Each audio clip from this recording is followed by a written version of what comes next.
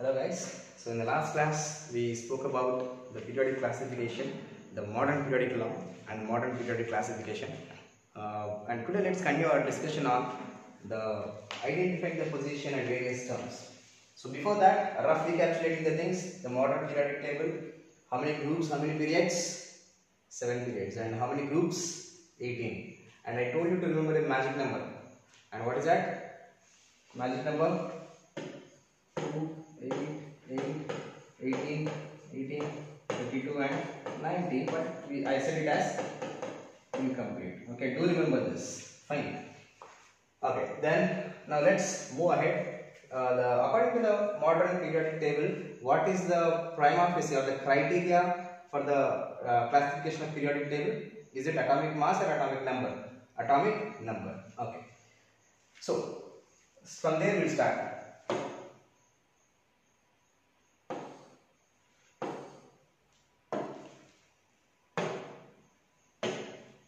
Okay. So as I said already, you must be knowing about the elements, the first group, second group, especially the first, second and the p blocks.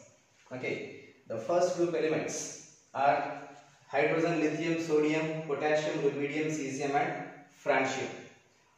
Then second group there is beryllium, magnesium, calcium, strontium, barium and radium. The 13th group, that is p block elements, first group, boron, aluminum, gallium, indium, thallium. And these elements are really important. And the next one, that is 14, carbon, silicon, germanium, stannum, lead. And then nitrogen, phosphorus, arsenic, antimony, bismuth.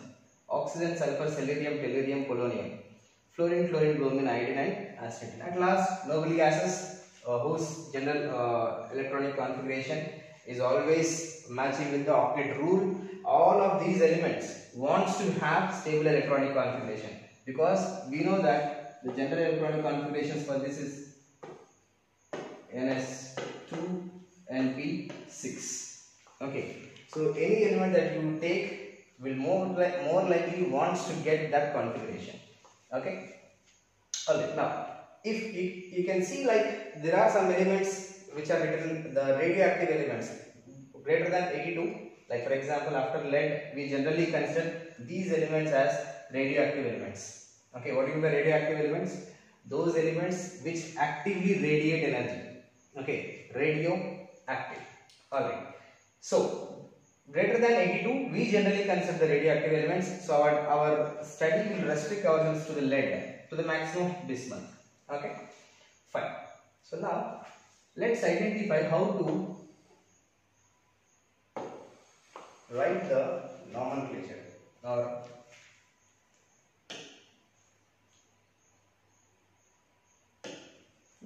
so let's understand how to write the nomenclature of various elements. For example, today we have seen some elements that is greater than 82, more than 100 and all. You have a Greek notion or Greek notation that for 0 it's nil, 1 un, 2 bi, 3 tri, 4 quad. In fact, you might have used this many a times in your mathematics or physics many a times, even in physics also, pentagon, or in the nomenclature you will be using it. So 5 band, 6 hex, 7 sept, oct and n. So how are these useful for us? For example, if we wanted to write the name of 103, let's say. So 1, so we write it like this: 1 un, 0 nil, and 3 tri. At last you write it as um.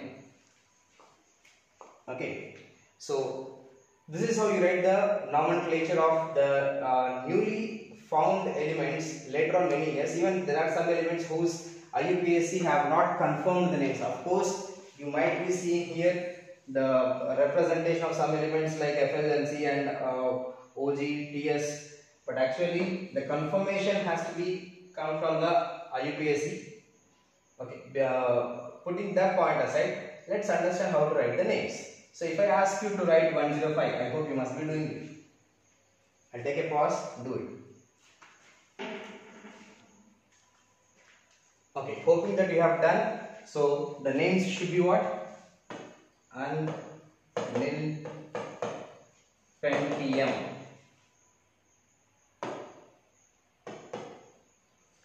Then 107 is unnil septium. 119 119. So ennium. And 123, if there is 123, what should be the name? Bitrium. Okay, of course 1, 2, 3 and all those elements have not been discovered, but still, if discovered, first the IUPAC will first name like this, then after the complete acceptance of 1, 2, 3, whatever the element that is there, then they will name it as. Okay, that's how the Rutherfordium and all other elements have been come upon later. So on a whole simple nomenclature, if asked to write the names, you must be remembering this. Then at last you must be writing IUM at last. That's all. Okay, fine. So next, talking about how to identify the position of elements. Suppose if I have, let's say for example, I wanted you to identify an element whose atomic number is 29, for example. Okay, its position, you need to identify its position. Position means about which block, which group and which period. Three things. Okay, so position refers to what? First, which period it is, then which block does it belong to, and then which group does it belong to. Okay, so period. So it's very simple. For any element, how can we identify the period is the nth shell itself will represent nth shell. Okay, the newly coming electron enters into which shell, that will be the period of that group or of that element. Block, the electrons, that is nth electron entering the subshell, whatever the subshell that is entering, that will become the block. If the nth electron is entering into the P subshell, then it is P block. If it is S subshell, S block. If it is D block. Okay. And how to identify group? Yeah, this is really important. How to identify the group? I'll use the block to identify the group. For example, if it is an S block element,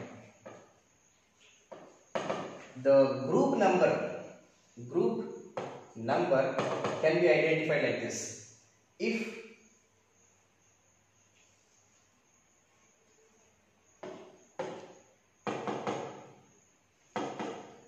the element belongs to S block, then the N shell or nth electron. Okay, so or you can write as the valence electron.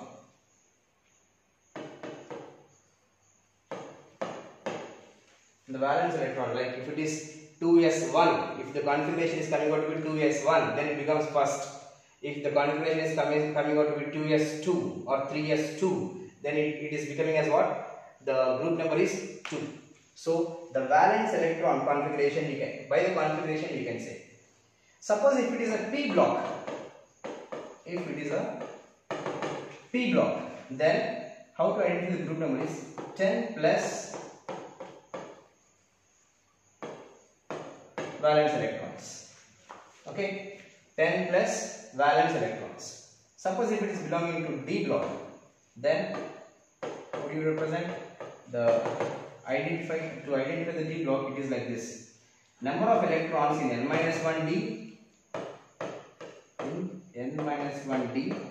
plus number of valence electrons. So do understand here that for period, nth shell, whatever the shell that is the electron is entering in, that would be the shell number into the period number. If it is 6th period, then it should be entering into the valence electron should be entering into the 6th shell. Block, how can we identify the block? The nth electron entering into what subshell, that will be the block. If it is P block, S block, and D and F, so on. Group number, for the group number to identify, I use the block. if the s block, if I am talking about an s block element, then the valence electron will define its group number. Okay. If it is a p block, then 10 plus valence electrons will define the group number. If it is d block, number of electrons is the n minus 1 d plus number of valence electrons. Okay. So let's see with an example here. I'm just erasing this.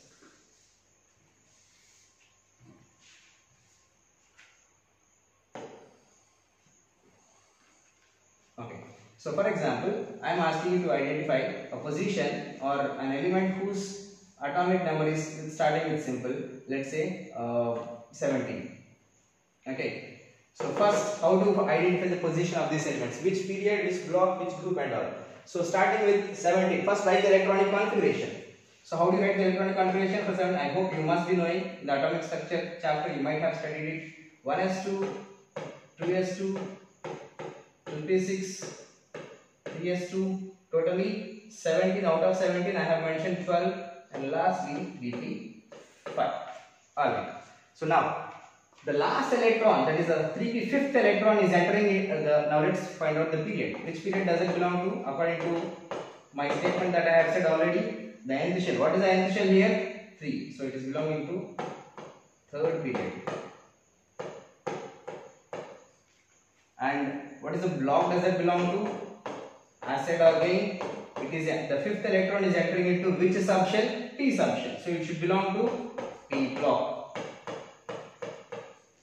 And what is the group number then? Which group does it belong to? Again, as I said, for the group, to identify this, first what block it is? P block. If it is a P block, what did I say? For P block, 10 plus valence electrons.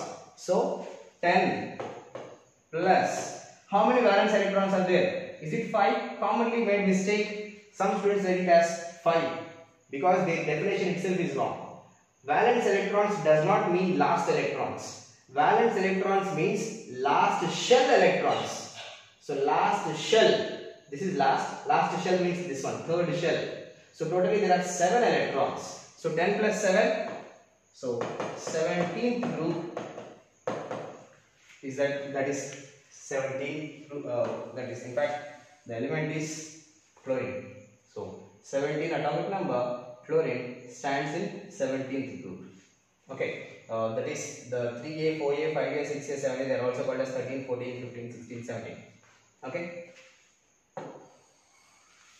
Alright. So I hope you understood. Very simple.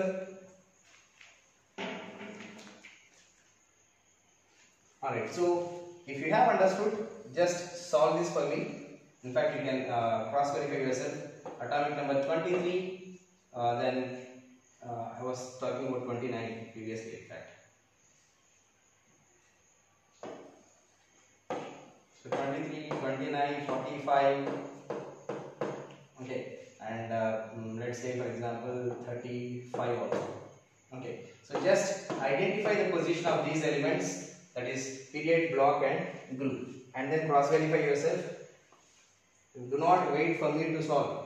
Even if you are watching, do practice. Take a paper, take a pen, sit with the book, sit with the lecture that you are saying. Practice it. Only when you solve and write, then only you will remember. If not, it's just waste of time. All our lectures will go waste of time itself. Do practice it. And as I say again, if you wanted to make the notes of it, just take the screenshot of this. Take a pause or just write the notes in the notes that you are seeing, and you can just verify it whenever you want. For as of now, do mention its period, block and group numbers and check in the periodic table whichever that is 23 or 24, whatever element, just verify yourself. Alright, fine. Moving ahead. So the next topic is about representative elements. See, we have the periodic table like this, and you can see the elements, that is the elements which are belonging to S block and P block, in that the third period. So suppose, okay, so representative elements, all the S block and P block elements together, they are called as representative. S block and P block together they are called as representative elements. Okay, and in this again we have the copper, silver. These copper, silver, and gold. They are called as coin age metals because they are used in making coins.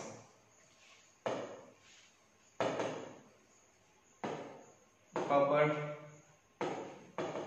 silver, and gold.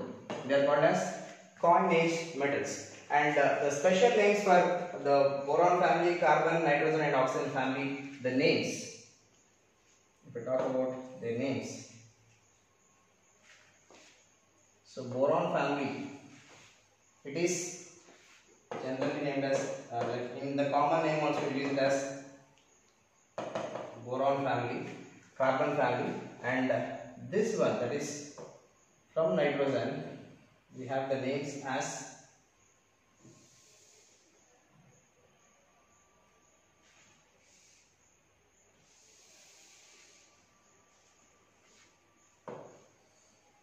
nitrogens,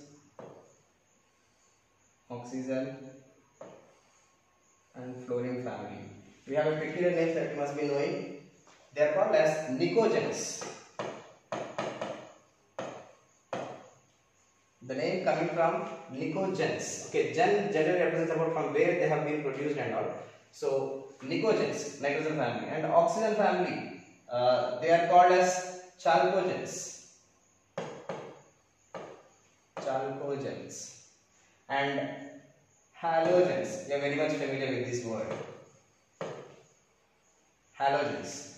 And noble gases, zero group, all those fall that is for helium, neon, and argon. And this one you know, this is called as alkali metals.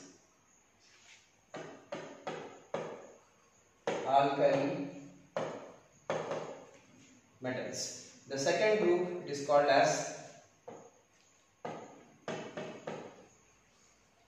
alkaline earth metals. Okay, so very frequently we might be using these words like an element from chalcogen or like an element from chalcogen whose atomic number is 34, like that they say, and you must be identifying that position is selenium. Okay, it is speaking about selenium's case. Fine. So this is out one more time. Starting with the representative elements, S and P blocks together, they are called as representative elements, and we see the coin age metals there, and we'll find the first group, they are called as alkali metals, second alkaline earth metals, then boron family, carbon family, nitrogen family, oxygen family, and all. But for nitrogen oxygen we have a special name, that is nicogens, oxygen is chalcogens, and fluorine is halogens. Okay. Alright. So now let's continue about, there is another term that is typical elements. So I hope you understood this. I'm just erasing this. Apart from representative and coinage and alkali and exor, etc., we also have something called as the typical elements. What do you mean by typical elements? See, the group, the characteristics of a group, we already said, like Mendeleev states like this: the elements are arranged in the increasing order of their atomic number, and same nature elements have been grouped under same one group, like lithium, sodium, potassium, rubidium. So they all have same properties, same nature. Okay. So in the group, who will decide what exactly the nature? Those elements, the typical elements are those elements which belong to third period elements. What are the third period elements? In fact, check it out. We have sodium, magnesium, aluminium, silicon, phosphorus, sulfur, chlorine. Okay, so these are the elements that will decide the nature of the group. The third period elements represents the properties of entire group.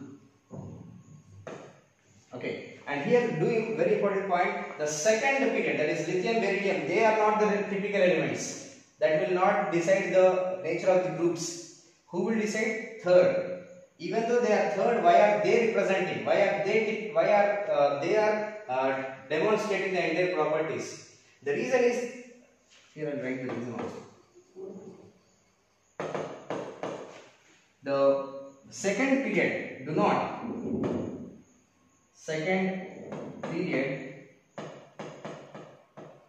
has no empty d orbitals and size, and this is point number 1, point number 2, and also smaller size.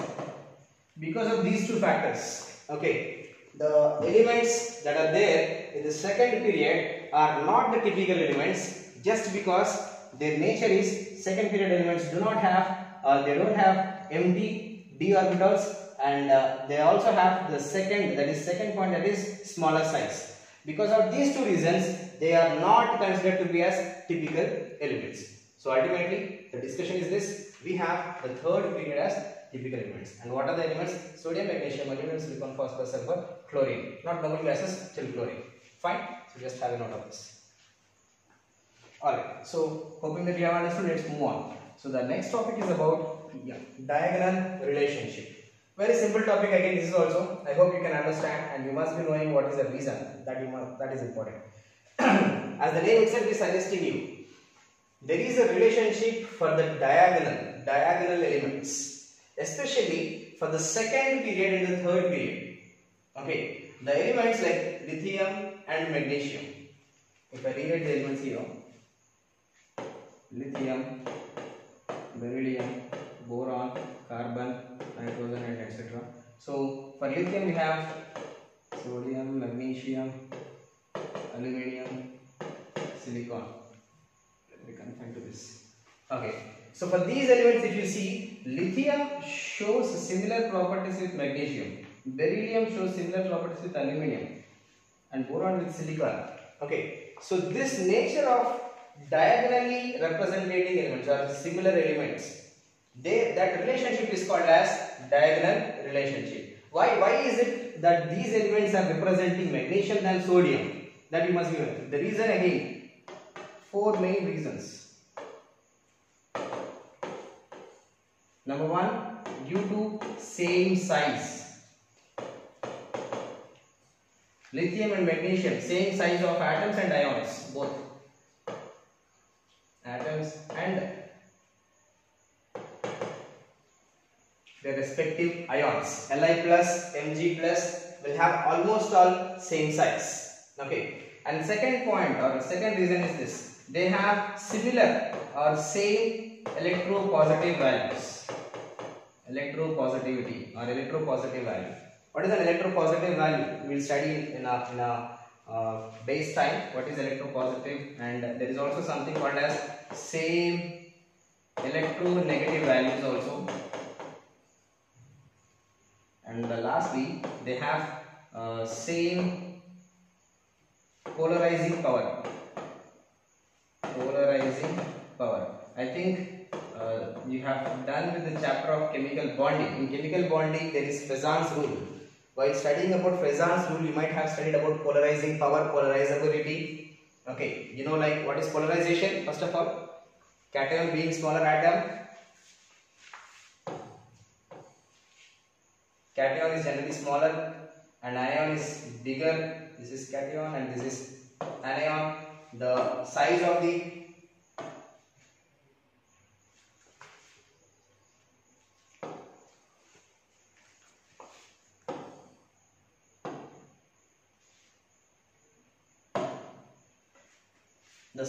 anion gets distorted like this because of the cation. Okay, so this distortion, previously it was spherical in shape, now it is distorted.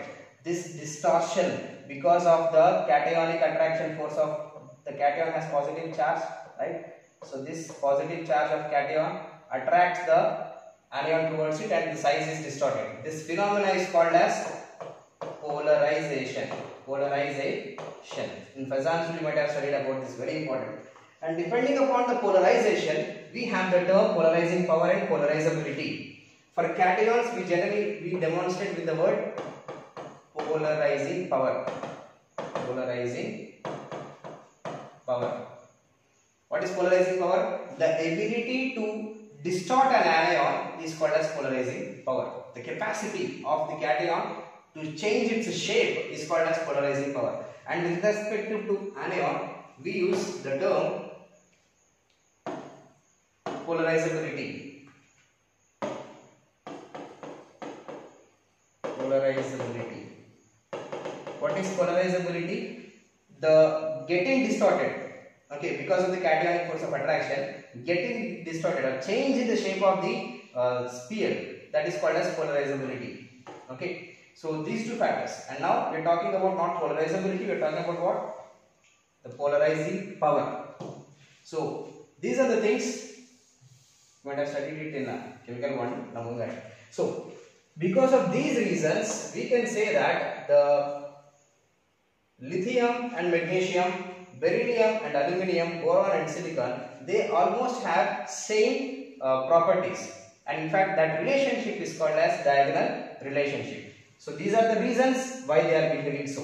Alright. So now let's talk about in the diagonal. We have understood what is diagonal relationship, and now relationship between lithium and magnesium is really important. Of course the other two are also there, but this is more important, lithium and magnesium.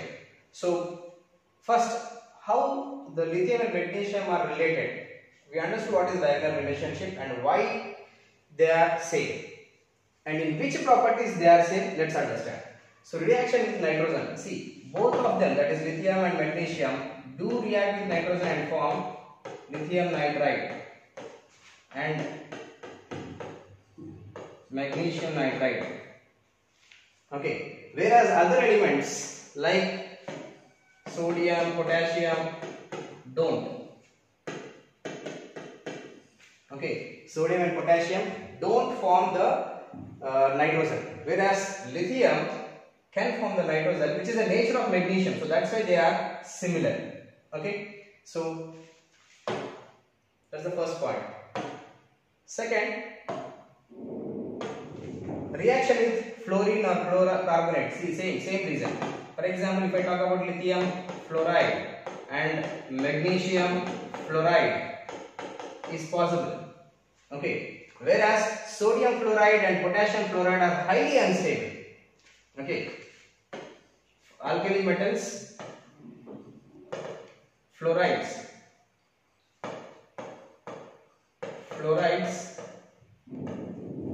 are unstable. Okay, so lithium and magnesium fluorides do reacting with the fluorine. In fact, sodium and magnesium do not react, and even if they are reacting, they are highly unstable. No reaction with fluorine, but this one is reacting. Then hard metals. Yeah, this also. The lithium and magnesium has similar property because of the very nature of hard metal also. These fellows are very hard, unlike sodium. If you talk about sodium, okay, it's so soft, it is very soft. It is so soft that cut with a knife. We can also cut with a knife. You might have studied this in your, I hope, 9th standard. The sodium metals are very soft, just like a cheese or butter. How you can cut with a knife? Sodium is like that. You can cut with a knife. Okay. So hard metals, whereas lithium and magnesium, you take any other metals, they are soft. But lithium and magnesium, they are hard. Weak bases. Okay. If you talk about if I ask an example of what is the nature of sodium hydroxide or potassium hydroxide, your answers should be what? Like for example, NaOH, KOH. Even in right from your 8th standard, you might have studied. They are all strong bases or weak bases. They are very strong bases. Unlike lithium hydroxide and magnesium hydroxide, they both are weak bases. They are what? Weak bases. What do you mean by weak bases? Strong bases means they are readily, But MgOH twice, the weak or strong, in your 12th standard you will be studying about in depth how can we define one is weak or one is strong. As of now, lithium and magnesium, generally the first group elements, they are strong basic oxide, basic hydroxide, but lithium is a weak one which is similar to magnesium, and melting and boiling points are high. Okay, unlike sodium and potassium, the melting points are low, but this one melting and boiling points are high. And thermal stability of lithium nitride, magnesium nitride. Thermal stability means take this compound and heat it. Okay, when you heat the lithium nitride or magnesium nitride, okay, in both the cases you will have the lithium oxide and magnesium oxide formation are formed.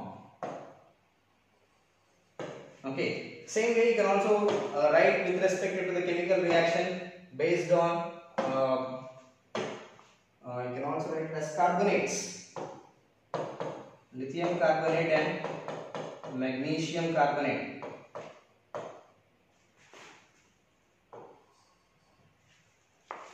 Li2CO3 and MgCO3. So in both the cases, when you see, you will be getting carbon dioxide gas is released in both the cases. So this property again shows that they are having diagonal relationship. Alright. So one last time, roughly calculating reaction with nitrogen, reaction with fluorine, sodium and potassium don't react with nitrogen or fluorine. Even they react, they are very highly unstable. Hard metals, they are very hard metals, but sodium it is so soft that you can cut with a knife. Potassium is also so soft, but these fellows are hard metals. The weak bases, we know that sodium hydroxide and potassium hydroxide are very strong bases. They are all strong bases. Okay, but lithium hydroxide is a weak base. They have high melting and boiling points, which is not like sodium and potassium. Thermal stability, what do you mean thermal stability? On heating, the substances will break down, and how they are breaking down is important. These fellows break down to liberate lithium oxide and magnesium oxide. Similar. So diagonal relationship. Lithium carbonate and magnesium carbonate do release what? Carbon dioxide when it is heated. So these are the properties. Just have a look, take a screenshot of that.